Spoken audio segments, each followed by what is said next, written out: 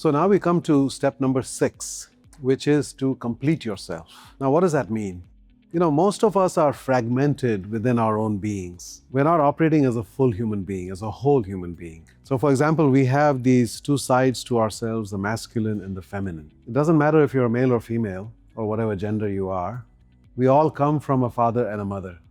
And those two energies are very much present in all of us. But in life and in most societies, we have systematically suppressed the feminine side. Women have been sidelined, women have not been allowed to vote or own property or have any role outside of the home in most societies until very recently. So the feminine has been suppressed, both in terms of women being suppressed, but also the feminine energy, nurturing, caring, compassion, empathy, inclusion. Right? These are all so-called feminine qualities, feminine energies. We all have them. Every human being is capable of all of them. But we have systematically emphasized the masculine. And to become whole, we actually need to elevate both sides and integrate them together. As Carl Jung said, every man has an inner woman, every woman has an inner man. All the wisdom traditions recognize this. In the Eastern tradition, there's the idea of the yin and yang, complementing each other and completing each other. Indian tradition as well, we have a symbol for that, the Ardhanareshwar, the half male, half-female God. So again, the idea is to honor and respect both aspects of our beings, recognize that we are born with genders for reproductive reasons, but our journey through this lifetime is towards wholeness. And we need to integrate both sides. As Martin Luther King said, we must be tough-minded and tender-hearted. So that's the masculine and feminine integration.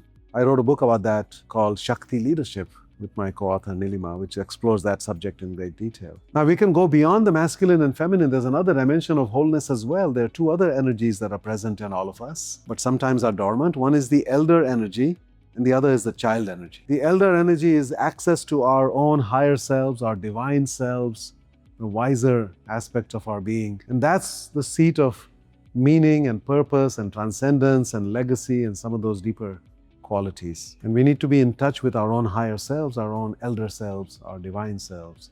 And then there's having access to the healthy child within us. That is the source of creativity, of joy, of laughter, of curiosity, of play.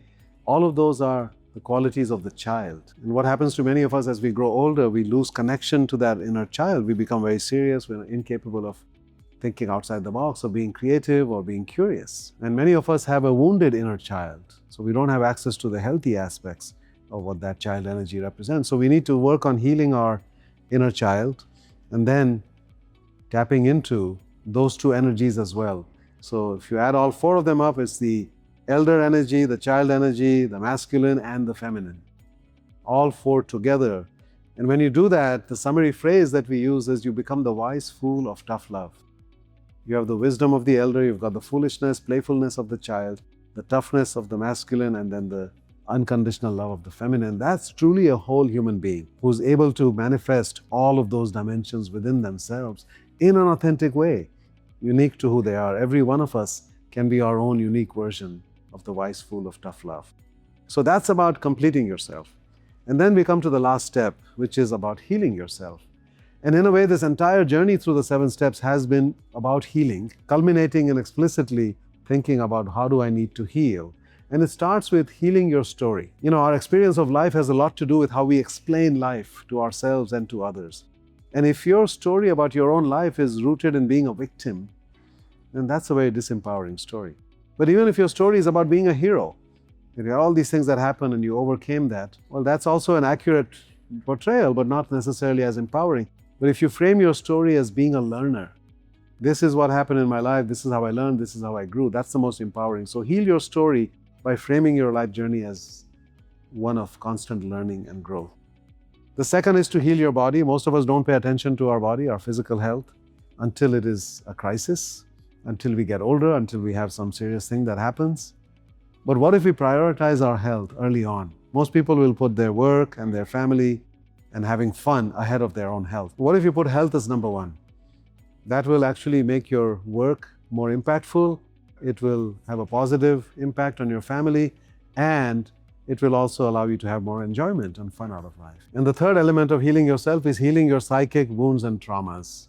About 13 million Americans have been diagnosed with PTSD, post-traumatic stress disorder, because they experienced severe trauma, whether they were sent to a war zone or whether they were first responders in crisis situations or other kinds of trauma that that life can bring you. But I believe every single one of us has post-traumatic stress injury, because life is hard and trauma is commonplace in all of our lives. Just being born as a human baby is itself a traumatic process for the mother and for the child. And then there are some predictable traumas that happen in our childhood, and then there are many other things that happen that are unique to us. So we have to acknowledge that we have trauma. What most people do is they say, well, I didn't go to Afghanistan or Iraq, and therefore what right do I have to complain about my little traumas? Compared to other people's traumas, they're not that significant. And that may be true, but that doesn't mean your trauma doesn't matter. Just because it's commonplace or other people have it worse, doesn't mean that your trauma is irrelevant. Actually, it is impacting you on a daily basis. How you live, what you say, how you react to things, what you do, all of those are impacted by your subconscious, where your traumas reside. So we have to acknowledge that we have traumas. And there are 4 kinds of traumas that I write about. That there's personal trauma, things that happen to you, bad things that happen to you that should not have happened, that's traumatic, as you were growing up and going through life. Or good things that should have happened that did not happen. You did not receive the unconditional love and acceptance from your parents, for example. So that's personal trauma. Then there's family trauma, things that happen in your family of origin before you were born. Things that happen in your parents' lives that affected them and their families, and you were born in the shadow of that trauma. You grew up in the energy field that was created because of those traumatic experiences. So they definitely affected you, even though you were not present for the actual traumas. The third is ancestral trauma. These are traumas that happened even before your parents were born, 3, 4, 5 generations ago in your lineage. And the field of epigenetics is now showing us that those traumas are still impacting your behavior today, because they impact gene expression, and that gets inherited across generations. So you might have irrational fears of certain things, right? Or you might have certain other tendencies that has to do with traumas that existed in your lineage. And the last one is collective trauma. Things that are happening in our world that affect all of us. The pandemic was deeply traumatic for a lot of people. Many people died, but many families were traumatized by the whole experience. Climate change is a traumatic thing, especially for our children, to think about the future of our world, right? So there are all of these different kinds of trauma. And we have to acknowledge them and look at our own lives and say, what traumas do I have? And now we have to start on the path of healing. But most people don't ever get there. They just deny these traumas, or they ignore them, and then because they have the trauma, they use coping mechanisms like drugs and alcohol in order to deal with their own pain. But that doesn't cure anything, right? You have a few hours of relief, but then you're back to where you were before with your trauma. What you have to do is what we say, reveal it and feel it in order to heal it. You have to talk about it openly with others, with therapists, etc. You have to allow yourself to feel that trauma.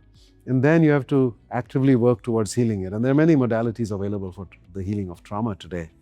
There's something like 20 different approaches that are available to us, right? So we have to do that in order to heal, so that we can then function as who we truly are, so that we are actually in charge of our own minds, our own reactions, and our own behaviors, and we can become good leaders for ourselves and for other people. So those are the 7 steps. Know yourself, love yourself, be yourself, choose yourself, express yourself, complete yourself, and heal yourself. And I believe all of us need to be on this journey, and we have to touch all of these bases, perhaps not exactly in that order. But then it's not done once you get to healing yourself, because as you go through this, you are going to evolve and grow, and you will again need to know who you are now compared to who you were 5 years ago or earlier in your life, right? So it's a continuous journey of exploring, learning, growing, and healing as we go through this experience. So I hope you find that useful. The book will be out early next year. We offer a variety of workshops and other things, deeply experiential and immersive workshops that really take people very deep and bring about significant transformation in how they think about life and how they live life going forward. Thank you very much for your attention, and I hope to see you at one of these workshops in the future.